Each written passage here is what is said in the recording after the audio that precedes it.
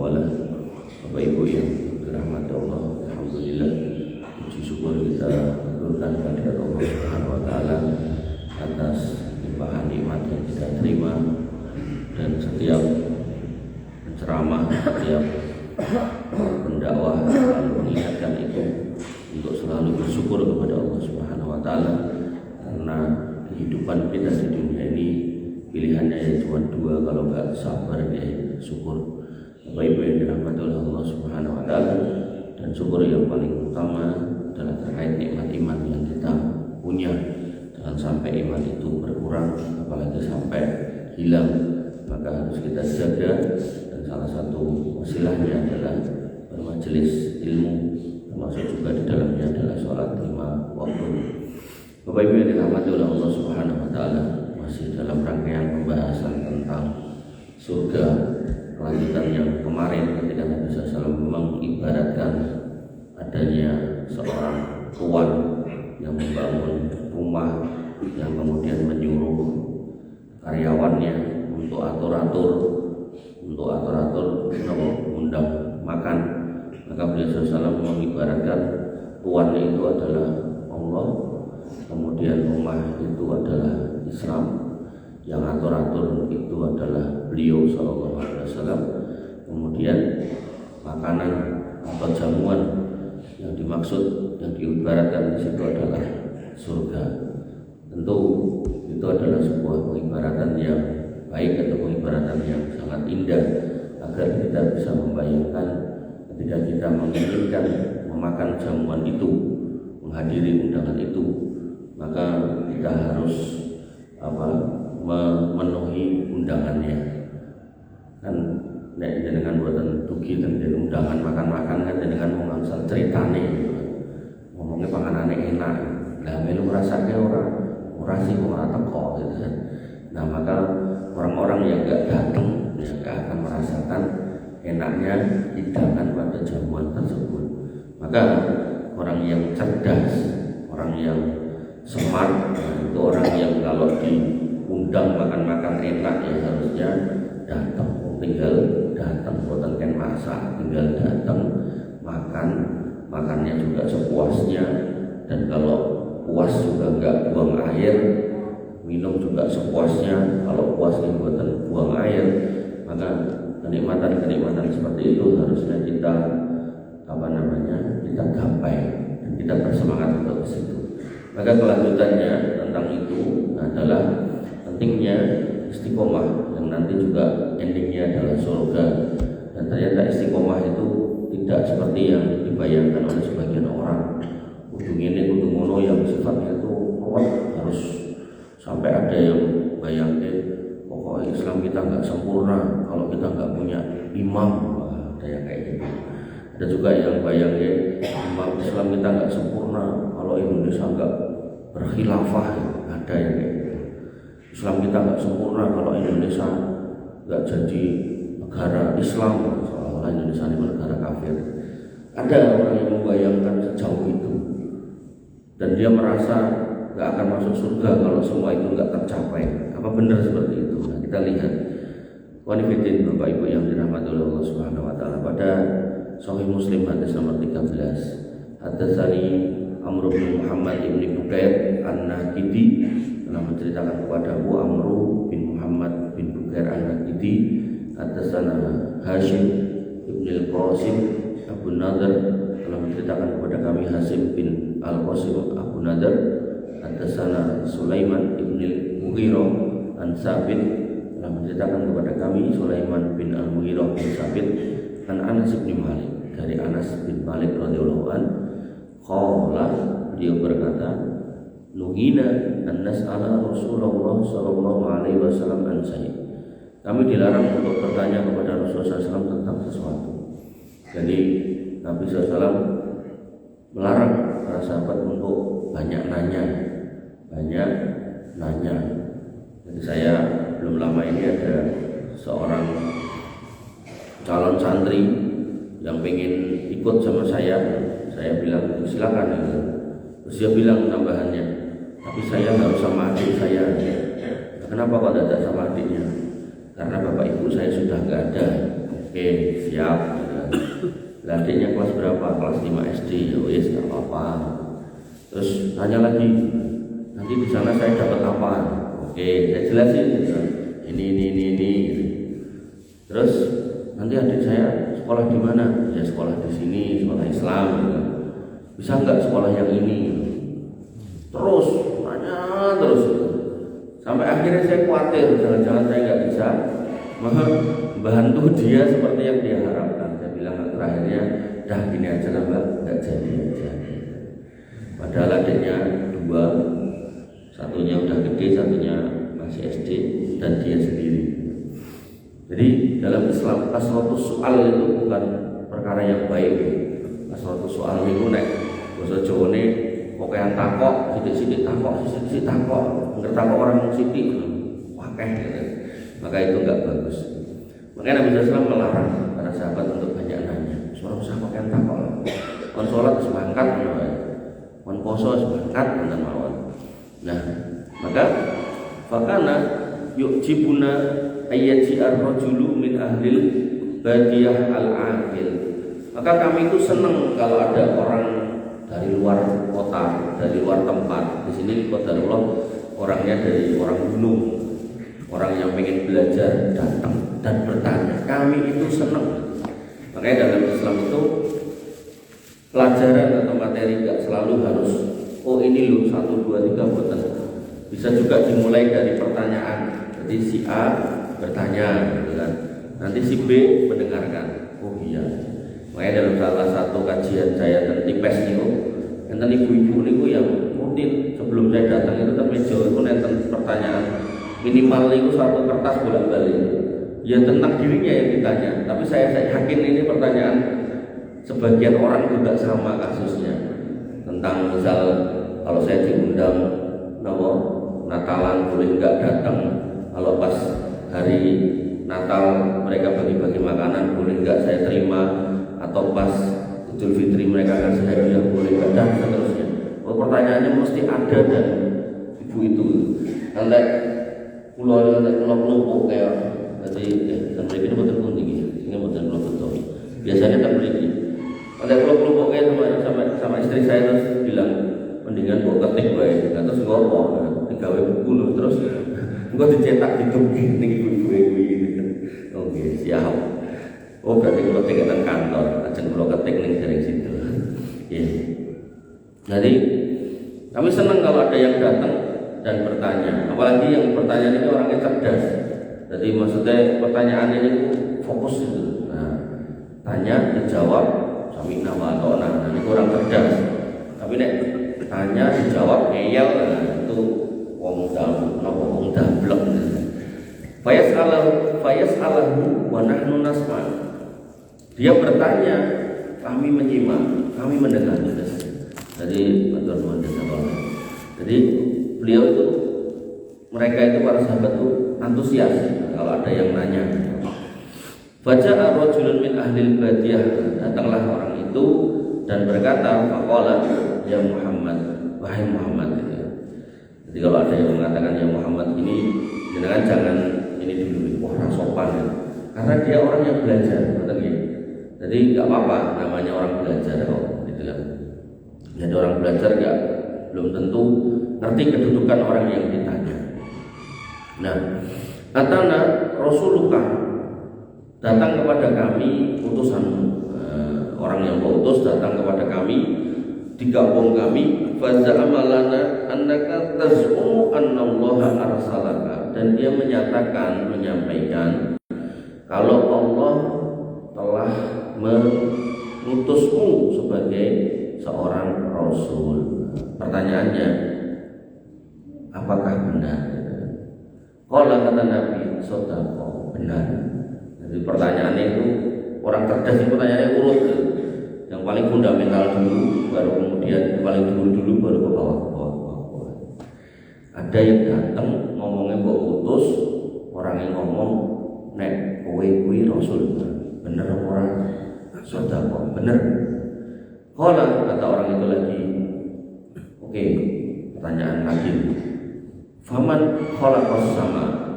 Terus siapa yang menciptakan langit? Nah, Ini masuk di wilayah akidah. Di dalam akidah itu ada cabang akidah itu namanya tauhid. Nah, dalam tauhid itu ada 3, tauhid rububiyah, kemudian uluhiyah, kemudian asma wa sifat. Tauhid rububiyah itu seorang muslim harus menyatakan semua perbuatan Rabb itu adalah Allah yang mampu, Allah yang bisa menciptakan, mematikan, menghidupkan, kemudian memelihara, memberi rezeki, itu hanya Allah Subhanahu wa taala. Maka orang ini bertanya pada sesuatu yang bahkan orang muslim pun ketika ditanya dia akan menjawab juga Allah. Nah, maka beliau bertanya, "Faman khalaqas sama?" Wahai Muhammad, siapa yang menciptakan langit? Qala, kata Nabi SAW, Allah. Kemudian dia bertanya lagi, "Faman khalaqal arda?" Kan langit terus bumi. Terus siapa yang menciptakan bumi? Qala, kata Nabi SAW, Allah. Allah lagi. Qala, kemudian orang itu bertanya lagi. Jadi pertanyaan-pertanyaan tauhid rububiyah semuanya. Faman nasaba hadhil jibal? Terus siapa yang menancapkan gunung-gunung itu, yang menegakkan gunung itu sampai ada? Wa ja'ala fiha ma ja'ala, terus menciptakan isinya. Karena isi gunung kan macam-macam ya. Ada yang batu, ada yang lahar, ada yang tanah gitu. Qala, kata Nabi SAW, Allah. Kemudian orang itu bertanya lagi, fa billadzi khalaqas sama wa khalaqal arda wa nasaba hadhil jibal Allahu arsalaka. Nanti beliau menggunakan kalimat sumpah yang mana ini enggak biasa. Biasanya gitu tenan demi Allah gitu dong. Tapi beliau ini bertanya dulu, sing gawe langit sapa, sing gawe bumi sapa, sing nancepi gunung kaya sapa, sing gawe kaya isine sapa. Ketika dijawab semua Allah, berarti ini orang ini, Nabi Muhammad ini secara tauhid rububiyah pun benar. Nah, orang Badui ini mempertegas, fa billadzi khalaqas sama wa khalaqal arda wa nasaba hadhil jibal Allahu arsalaka. Demi Rabb yang menciptakan langit, menciptakan bumi, yang nancep ke gunung saisine, apa tenan sing ngirim kowe Allah? Jadi dipertegas lagi dengan bersumpah atas atas nama Allah yang menciptakan langit, menciptakan bumi, dan menancapkan gunung saisi-isinya. Apa benar kamu yang mengutus Allah? Allah, kata Nabi Muhammad, nah benar gitu. Percaya diri Nabi lah, iya, memang iya gitu.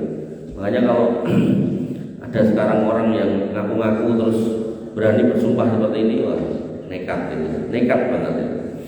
Qala, kata orang ini lagi, wa za'ama rasuluka, utusanmu juga mengatakan, anna alaina khamsa shalawatin fi yaumina wa lailatina.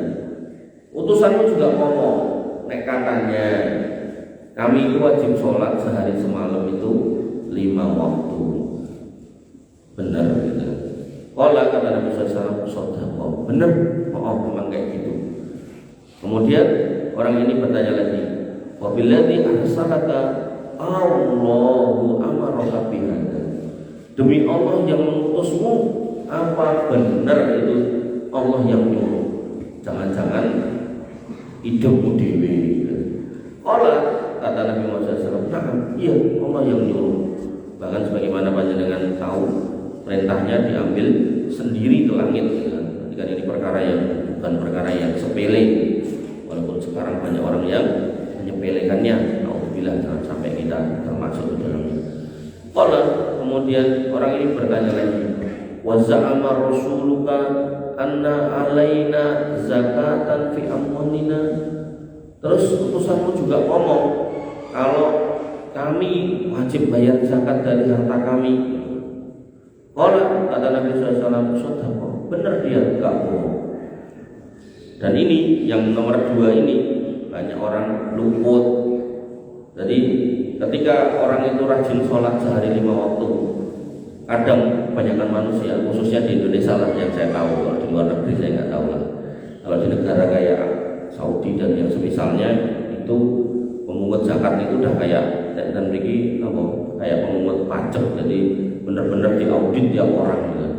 Nah, di Indonesia zakat itu kan tidak mandatori, tidak diwajibkan oleh negara, tapi kesadaran. Nah, seribu sayang kaum muslimin banyak yang nggak sadar. Jadi ngertinya zakat itu namun zakat fitrah.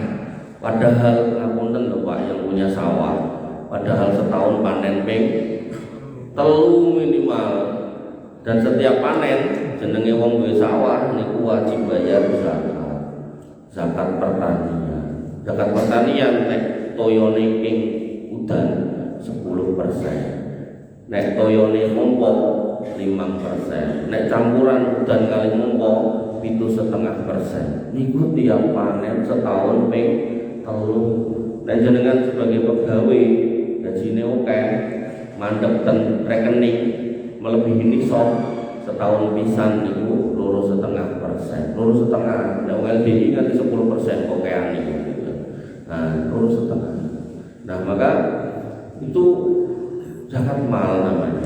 Yang setahun sekali namun 3 kilo atau 2,5 kilo atau 3 liter itu yang satu sok itu namanya zakat fitrah. Jadi zakat itu ada dua, zakat fitrah kali zakat mal. Zakat mal tergantung profesi panjenengan yang ada kontrakan setahun mukuk di atas nisab keluar 2,5%. Panjenengan yang enggak kontrak ini napa nyewake sawah barangkali kados biaya jaten yang punya sawah nganti 20 patok. Nah, ini kan sawah itu garepe to. Nah, itu kan untuk bagian ini dikelumpuke kok mencapai satu nisab keluar zakat. Maka banyak orang lupa ini. Dan zakat itu kalau nggak dibayar statusnya utang itu pada sistem Allah. Makanya hati-hati ya.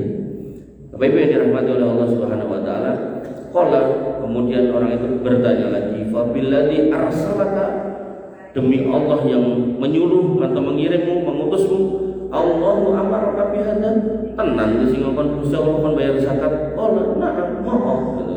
Tenan ora dudu Allah.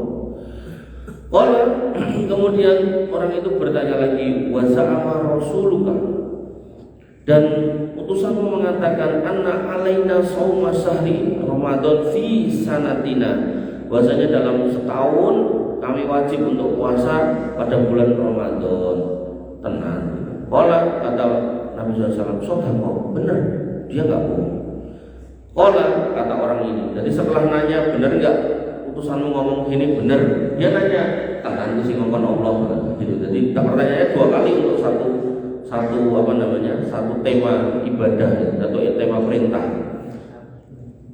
Utusanmu ngomongnya kon salat ping 5 sedina. Tenan orang, tenan sih ngomong Gusti Allah kayak gitu. Jadi ini orang benar-benar orang cerdas untuk memantapkan hati. Nah, maka beliau kemudian ditanya lagi, fa billadzi arsalaka, demi Allah yang menyuruh kamu, mengutus kamu, Allahu amaraka bihadza, apa Allah yang menyuruh kamu benar untuk memerintahkan kami untuk sholat puasa ini? Qala kata orang ini, nah kata Nabi SAW, nah iya benar Allah, bukan yang lain. Qala bertanya lagi orang ini, wa za'ama rasuluka, utusanmu mengatakan lagi, anna alaina hajjal bait man istata'a ilaihi sabila, bahwasanya buat kami wajib untuk melaksanakan haji ketika punya kemampuan. Qala kata Nabi SAW, sodako, benar memang. Kemudian dia bersumpah lagi, fa billadzi arsalaka, demi Allah yang mengirim kamu, mengutus kamu, Allahu amaraka bihadza, tenan Allah yang nyuruh perintah ini, memberi perintah ini. Qala na'am, iya Allah. Kemudian summa wala, kemudian orang ini pergi. Tadi habis nanya jawab iya benar pergi. Kemudian sebelum pergi beliau mengatakan, waladzi ba'atsaka bil haqq, demi Allah yang mengutusmu dengan kebenaran, la azidu alaihinna wala anqusu minhunna, yang tak tanyakan tadi tak lakukan dan enggak tak tambahi satu pun dan enggak tak kurangi sedikit pun. Jadi itu kan tadi yang ditanyakan rukun Islam gitu. Tauhid rububiyah itu rukun Islam. Siapa yang menciptakan langit, bumi, gunung, itu Allah, itu rukun Islam, syahadat di situ.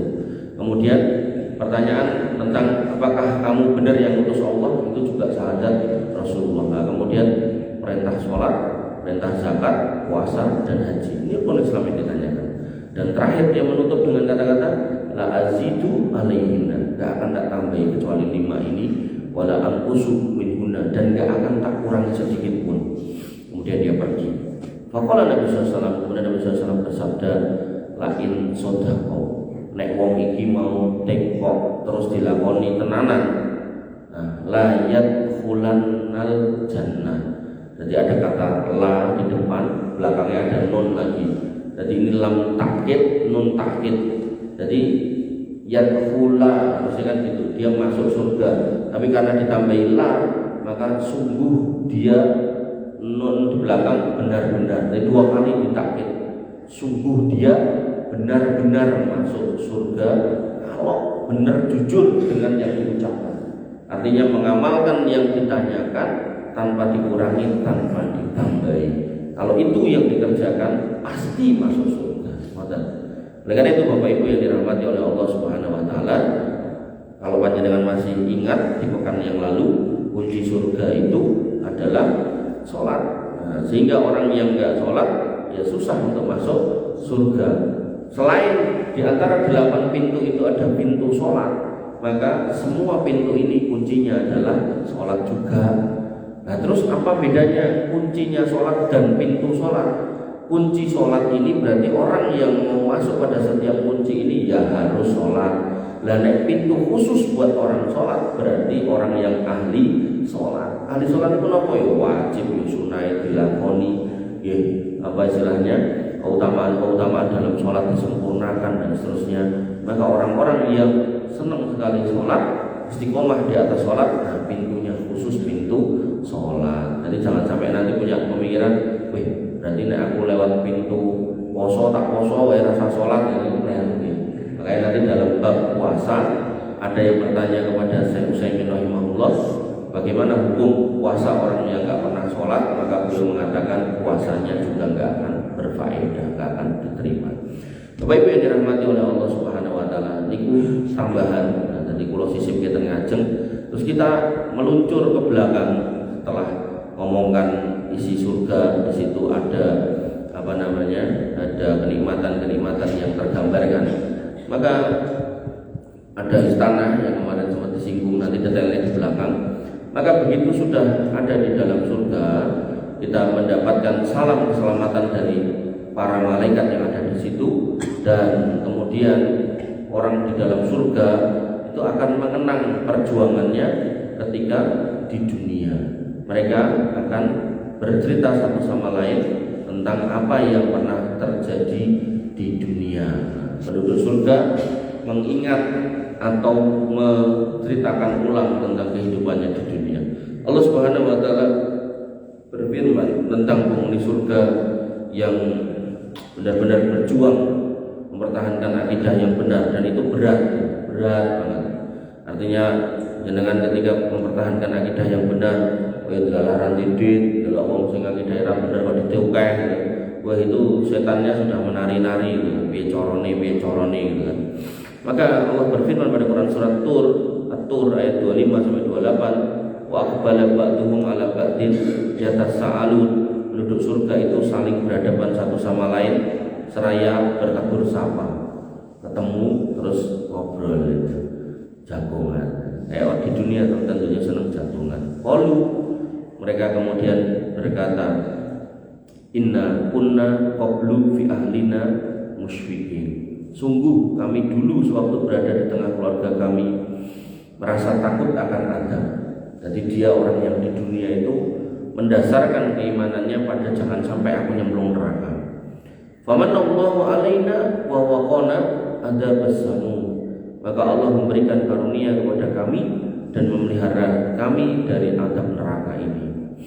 Kemudian inna kunna min qablu nad'u, bahwasanya sesungguhnya kami menyembah Allah Subhanahu wa taala sejak dulu. Jadi mbah-mbah kami juga sudah beriman. Innahu wal barrur rahim, maka dialah Allah yang melimpahkan kebaikan dan Maha Penyayang, Ar-Rahim. Makanya Ar-Rahman itu rahmat Allah di dunia. Bahkan orang kafir yang menyatakan Allah punya anak aja masih dapat rezeki yang banyak, maka nanti di akhirat tidak akan berguna. Ini menjadi dalil Bapak Ibu yang dirahmati oleh Allah Subhanahu wa taala, bahwasanya orang-orang nanti yang masuk surga itu akan bersukacita dan saling menceritakan satu sama lain perjuangannya di dunia dulu seperti apa. Dan setiap orang itu cobaannya sendiri-sendiri. Ada yang dicoba oleh masyarakatnya, ada yang dicoba oleh pemimpinnya, ada yang dicoba oleh keluarganya, ada yang dicoba oleh anaknya, dan seterusnya. Maka apapun itu, ketika kita masih di atas akidah yang benar, insya Allah itu adalah orang-orang yang selamat. Kemudian pada Quran surat As-Saffat ayat 50 sampai 53 Allah berfirman, fa'aqbala ba'duhum 'ala ba'din yatasaalun. Mirip kalimatnya. Penduduk surga itu saling berhadapan-hadapan satu sama lain sambil yatasaalun, bertanya, sambil bercakap, tanya jawab. Qala, kata salah seorang di antara mereka, qailun minhum, salah seorang di antara mereka, ini karena li qarin, aku dulu itu pernah punya teman dekat, qarin. Makanya nanti dalam bab jin ada jin qarin yang nempeli manusia, dan setiap hari bisiki yang jelek. Opo itu bisiki. Delok tanggane tuku kulkas wis dibisiki sing elek-elek. Delok tanggane bar nikah ini dibisiki. Wes pokoke opo itu bisiki yang jelek-jelek niku jin qarin.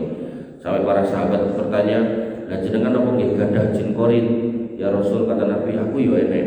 Mung jin qarin wis mlebu Islam. Dan ini sing dibisiki ning aku dina-dina perkara yang baik. Jin qarin kita belum masuk Islam. Nah, kemudian temanku itu yaqulu innaka laminal musaddiqin. Dia bertanya, apa tenan to percaya karo hari kiamat? Tenan kowe membenarkan ajaran Muhammad? Musaddiqin. Apa benar kamu termasuk orang-orang yang membenarkan keyakinan orang-orang Islam itu? Tentang hari kiamat, tentang Nabi Muhammad, tentang surga dan neraka? Tenan kamu itu termasuk kayak mereka? Jadi itu kan pertanyaan yang orang nggak teguh imannya, kalau nggak ngerti ilmu itu bisa goyang. Masuk ke dari orang Islam. Sampai ada temennya istri saya, suaminya meninggal, pun sepuh, pun mbah-mbah, temen ngaji. Dan itu pas kula takziah niku, delalah takziah pun ganti hari, jadi mboten pas donge sedone niku. Jadi bisa ngobrol sama beliaunya, cerita. Jadi 5 atau 6 bersaudara, dia sendiri yang masuk Islam. Dan delalah ya benar masuk Islam kok, ya delalah paling kan duwe. Dan saudara-saudaranya ya uneng-uneng ngoten niku. Lho deloken memang boleh Islam ra nyipto. Akhirnya dia pun berusaha untuk teguh dengan pilihan ini gitu. Delalah napa? Delalah bapake dum-duman niku omah lemah. Di bapak ini kan Sukoharjo niku juragan jamu teng Jakarta menika ning daleme teng Sukoharjo. Pas dum-duman ngoten niku dhek pilih kula mboten sah mengke mawon gampil. Akhirnya tenang karena pilih carry ya biasanya untuk sing paling ngoten niku paling turahan, paling cilik, mungkin paling murah gitu. Rego meterane niku lho. Tapi enggak apa-apa Pak, saya terima. Bismillah, enggak apa-apa. Yang penting pokoknya saya tetap ngeten iki. Nek bapak bos jamu, nek beliau bakul jamu, kan benten banget. Satune bos jamu, satune bakul jamu. Dan rumahnya kecil, jelek, dalam artian sereot gitu. Jadi benar-benar luar biasa. Dan keteguhan iman beliau itulah yang kemudian pelan tapi pasti membawa saudara-saudaranya masuk Islam satu-satu. Karena yang dia lihat, ini Mbak Yuku senajan randidit, itu agar ketemu mesti wongnya ramah, guyu-guyu, senyum, orang sing ketok ruwet, mumet. Kan orang-orang yang nggak beriman itu ada masalah sidik stres, sosok yang bunuh diri barang, gitu kan. Nah, masuk Islam pelan tapi pasti. Sampai puncaknya terakhirnya orang tuanya dalam kondisi tua itu masuk Islam. Dan orang tuanya ini senajan sampun sepuh dan sudah sepuh tentunya sangat sepuh, itu kalau di Masjid Agung Sukoharjo menurut cerita beliau yang di pinggir jalan itu datangnya lebih dulu daripada muadzinnya. Jadi masjid itu saya petang bapak ini pun melampahkan masjid dalam kondisi jalan namanya terseok-seok, maksudnya mboten sing dalan jejeg lampah pelan-pelan itu dalam sekitar niku. Jadi itulah perjuangan dia jadi orang beriman, dilok diece, dan memang seperti itu, tidak ada masalah. Jadi pertanyakan ya qulu innaka laminal musaddiqin. Temanku dekat dulu tuh tanya, "Apa yo percaya karo Islam?" Masuk Islam koyo ngono delok wonge lamine biasa-biasa wae. Ini sing ning gereja itu tumpakane mobil, sepatunya halus-halus. Kemudian dia bertanya lagi temannya itu, "Idza mitna wa kunna turaba wa idaman inna lamadinun." Mosok iya to? Kok nek dhewe mati dadi lemah, terus balung-balung sing wis remuk kuwi mosok iya kok diuripke meneh tenanan ora mungkin lah. Jadi dia udah pakai logika layaknya dia ngubur ayam, ngubur kucing, ngubur tikus. Bahkan mungkin orang-orang kayak begitu praktekkan tenan kok kuwi ada kebangkitan coba tak kubur pitengku tak antenane ya cilik nanti gede tak boleh ini ternyata wis renek jadi lemah lu renek. Maka rumus-rumus seperti ini tentu tidak bisa diterapkan dalam konteks manusia karena nanti yang dibangkitkan cuma manusia bukan binatang-binatang seperti itu, tidak semua binatang tentunya. Bapak Ibu yang dirahmati oleh Allah Subhanahu wa taala. Kemudian Allah Subhanahu wa taala menyebutkan tentang mereka yang akhirnya bertahan di atas keimanan senajan mendapatkan cercaan, cacian, hinaan, mereka sabar di atas itu semua dan ketika masuk surga mereka mengatakan alhamdulillahilladzi adhaba annal hazan. Segala puji bagi Allah Subhanahu wa taala yang telah menghilangkan kesedihan dari kami. Jadi kesedihan di dunia apapun itu bentuknya maka akan hilang ketika seorang itu sudah masuk surga. Sampai nanti dikisahkan Nabi SAW ada 3 bayi yang begitu lahir dia langsung ngomong. Yang pertama yaitu Isa Al-Masih, yang kedua itu adalah kisah atau bayi pada kisah Juraij. Kemudian yang ketiga adalah bayi dari Masyitoh. Masyitoh itu artinya tukang sisir. Masyitoh itu Fir'aun, tukang sisirnya Fir'aun. Jadi Fir'aun itu punya tukang sisir. Nah, tukang sisirnya ini pada suatu ketika pas nyisiri putrinya Fir'aun, dia mengucapkan kalimat Bismillah gitu, menyebut nama Allah gitu kan. Kemudian si anaknya bertanya, "Loh, bisa kok ini?" "Ya kuwi rohku karo rohmu." "Loh, bukannya Tuhan kita itu bapakku?" "Enggak, Tuhan kita itu ini." Dari karepe Masyitoh ini mendakwai anaknya Fir'aun, jadi didakwai langsung anaknya penguasa gitu kan, putranya penguasa. Akhirnya anaknya ini nesu, lapor bapaknya, dan begitu bapaknya mendapat laporan itu, otomatis karena laporan dari putranya, otomatis didahulukan, dipanggillah ini Masyitoh. "Tenan bantuin Tuhan selain aku." "Ya memang, kamu juga bukan Tuhan." Maka niku kira-kira dialognya. Akhirnya yang terjadi, Fir'aun memerintahkan, apa Pak Joko? Memerintahkan untuk merebus minyak yang panas. Jadi buatan cuman air, nek air niku nek direbus niku suhu umumnya niku rata-rata cuma 100 derajat. Tapi begitu udah minyak, karena viskositasnya niku tinggi ya. Viskositasnya apa Pak Joko? Kentalannya niku tinggi, otomatis ketika umum itu di atas 100, entah 200, entah 300 tergantung tingkat kekentalannya.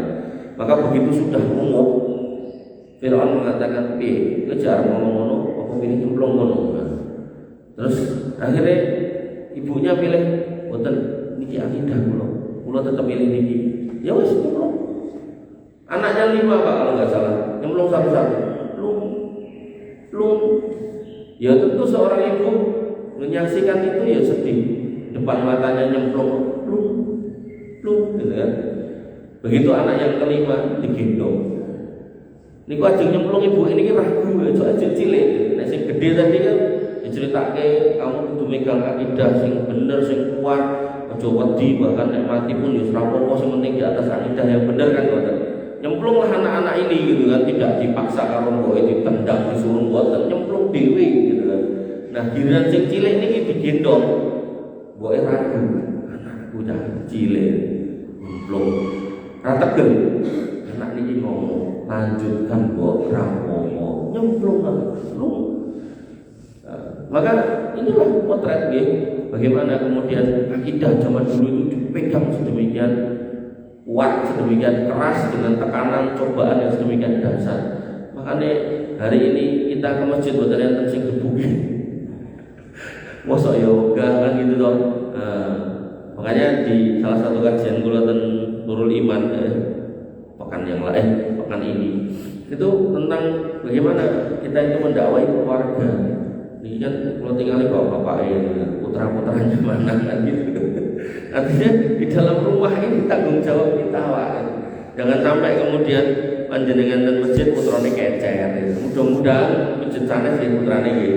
Mungkin ten Al-Hidayah mriku napa ten Mujahidin napa ten Fatimah. Tapi nek putrane ning omah kemulan, ampun Pak, itu tugas jenengan. Wa angsakum alaikum naro. Jadi ustaz niku nggih ngeten niki nyampe ngeten masjid, mboten ten omah-omah, ten omah-omah niku tugas jenengan nggih. Makanya wandir asiratakal akrobin, maka dakwailah keluarga-keluarga yang terdekat itu tugas panjenengan nggih. Makanya Bapak Ibu yang dirahmati oleh Allah Subhanahu wa taala, orang zaman dulu itu seperti itu megang akidah, sekuat itu, sekeras itu.